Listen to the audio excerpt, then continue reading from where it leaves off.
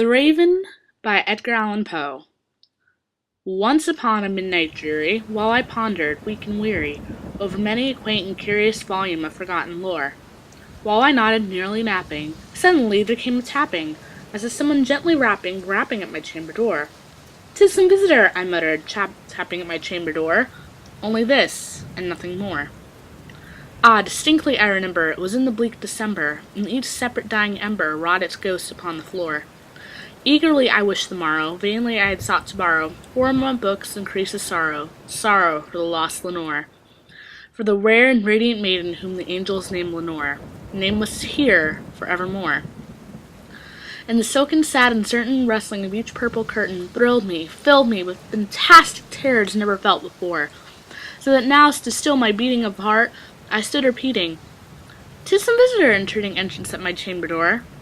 Some late visitor entreating entrance at my chamber door. This it is, and nothing more." Presently my soul grew stronger, hesitating then no longer. "Sir," said I, "or madame, truly your forgiveness I implore. But the fact that I was napping, and so gently you came rapping, and so faintly you came tapping at my chamber door, that I scarce was sure I heard you." Here I opened wide the door. Darkness there, and nothing more. Deep into that darkness peering, long I stood there, wondering, fearing, doubting, dreams and dreams no mortal ever dared to dream before. But the silence is unbroken, and the stillness gave me the token, and the only word there spoken was the whispered word, "Lenore?"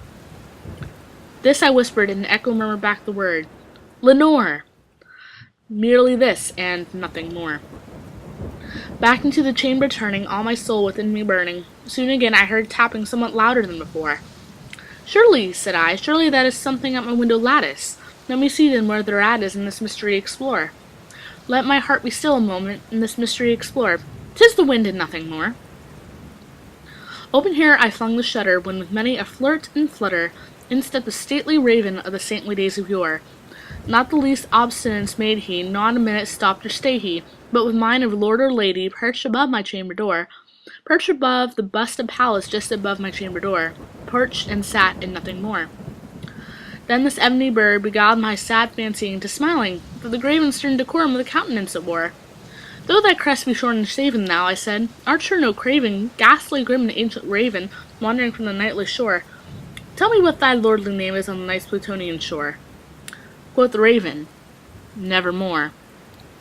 Much I marveled this ungainly fowl to hear discourse so plainly, though its answer little meaning, little relevancy bore. For we cannot help agreeing that no living human being has yet blessed with seeing a bird above their chamber door, bird or beast with sculpted bust above their chamber door, with such name as Nevermore. But this raven, sitting lonely in the placid bust, spoke only that one word, as if his soul was no other word did outpour. Nothing further than he uttered, not a feather that he fluttered. Till I scarcely more than muttered, "Other floods have flown before. On the morrow he will leave me, as my hopes have flown before." Then the bird said, "Nevermore." Startled at the stillness broke by a reply so aptly spoken, "Doubtless," said I, "what it utters is only stock in store, caught by some unhappy master, whom unmerciful disaster followed fast and followed faster till his songs from burden bore, till the dirges of his hope and melancholy burden bore, of never, nevermore." But the raven still beguiling my sad fancy into smiling, straight I wheeled the cushioned seat in front of bird and bust and door. Then upon the velvet shrinking, I betook myself to linking fancy on fancy, thinking what an ominous bird of yore, with a scream ungainly, ghastly, gone, an ominous bird of yore met in croaking, "Nevermore." This I sat engaged in guessing, but no syllable expressing, to the fowl whose fiery eyes now burned into my bosom's core. This and more I sat divining, with my head at ease reclining, on the cushion's velvet lining that the lamplight gloated o'er, but whose velvet violet lining with the lamplight gloating o'er, she shall press, ah, nevermore.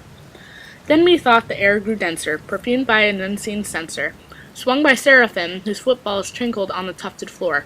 "Wretch," I cried, "thy God hath lent thee, by the angels he has sent thee, respite and nepenthe from the memories of Lenore. Quaff, oh quaff, this kind nepenthe, and forget these lost Lenore." Quoth the raven, "Nevermore." "Prophet," said I, "thing of evil, prophet still of bird or devil, whether tempter sent or whether tempest tossed thee here ashore. Desolate all ye undaunted, on this desert land enchanted, On this home by horror haunted, tell me truly, I implore. Is there balm in Gilead? Tell me, I implore. Quoth the raven, nevermore.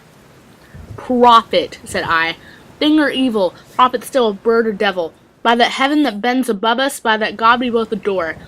Tell this soul with sorrow laden, if within the distant Aden shall clasp a sainted maiden who the angels name Lenore, clasp a rare and radiant maiden who the angels name Lenore.